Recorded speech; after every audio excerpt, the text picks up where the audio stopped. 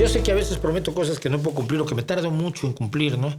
Como el curso de periodismo, que no he tenido tiempo de dedicarme a él, pero sí he tenido tiempo de dedicarme a algo de un tema que habíamos hablado hace un tiempo, sobre un canal de true crime, o sea, de crímenes reales, de relatos de sucesos o de nota roja o de crimen true crime, como les gusta a ustedes llamarlo, o como lo llamen en su sociedad en concreto. Por ejemplo, si uno en México habla de relatos de sucesos, no te entiende nadie. Lo que te entienden es la nota roja.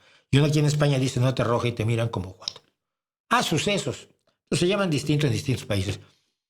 Pero lo que es que hemos publicado finalmente hace 2 días, el 1 de abril, nació nuestro canal Obscura Crónica, el poder y la muerte.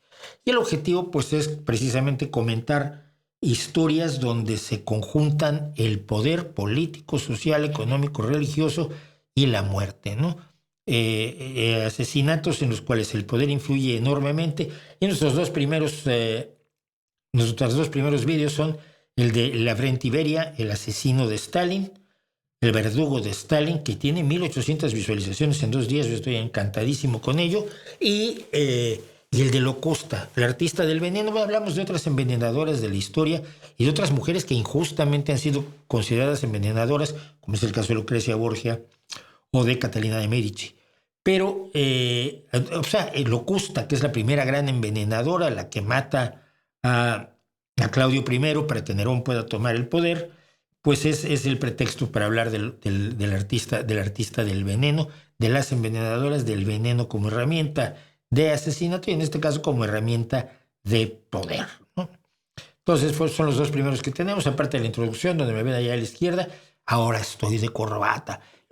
Yo sé que yo sé que tiene un poco de absurdo, pero también tiene un poco de lógica el tener un aspecto distinto para distintas secciones o distintas cosas que hacemos en el canal, pues para que no se aburran simplemente así con mi aspecto de siempre, que más o menos es este, ¿no? Es con el que salgo a la calle. Durante muchos años usé un saco o americana o chaqueta negra y camisa negra, pero me cansé. Entonces, bueno, pues así es como yo ahora uso chalecos en los a fondo y trato de pues tener un aspecto que sea medianamente original y ya. Pero en el caso de Oscura Crónica creo que va a estar muy bien. Tengo 50 y tantas ya propuestas y no vamos a publicar una vez por semana. Ahí sí saben ustedes que no me da la vida, pero vamos a estar intentando publicar una vez al mes. Ya tengo el siguiente. El siguiente es sobre un hombre que murió porque creían que tenía que ver algo con el poder, que es Kaspar Hauser, este joven que apareció en Nuremberg en un momento dado y que 5 años después fue asesinado en Ansbach, cerca de Nuremberg, a donde lo habían llevado, ¿no? Y es un caso interesante además por tratarse precisamente de alguien que al parecer era feral, al parecer no había tenido contacto humano, al parecer había estado encerrado en una celda oscura toda su vida y era un sujeto que estaba descubriendo el mundo y se veía como descubría el mundo. Y es lo que pasa con Segismundo en La vida de sueño, que es una gran obra de la Edad de Oro del cine, del teatro español, ¿no? La vida de sueño, Segismundo es encerrado porque creen que los profetas dicen, los adivinos dicen que va a ser un tipo horrendo. Y cuando resulta que si era un tipo, cuando lo sacan después de haber estado en un calabozo toda su vida para que sea rey, pues es un rey horrendo, pero no porque lo fuera a ser, sino porque lo han hecho así en sus años de cautiverio. Es muy interesante, es un planteamiento maravilloso, el de Calderón de la Barca, y es la misma premisa del Hombre de la Máscara de Hierro y algunos otros que son aislados de la sociedad para que no hagan lo que acaban haciendo. Otro, en menor medida, pues obviamente sería el Conde de Montecristo, ¿no?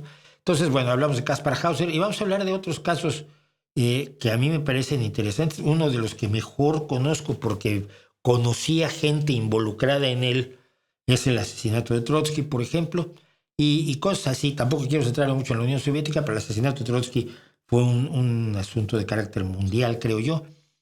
Y para México fue extremadamente doloroso, ¿no? La idea de que México no podía proteger a un hombre al que se había comprometido a cuidarle la vida. Así que esto es Oscura Crónica. Los invito a que la vean, los invito a que la comenten, los invito a que sugieran también asesinos o asesinos o asesinados.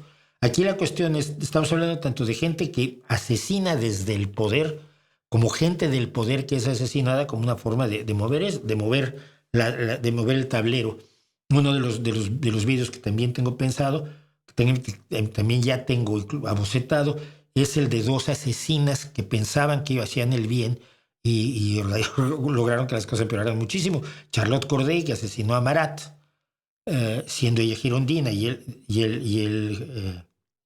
jacobino, no, él era girondino, no me acuerdo quién era. Bueno, el chiste es que ella era de la fracción moderada y Marat, junto con Robespierre, los extremistas.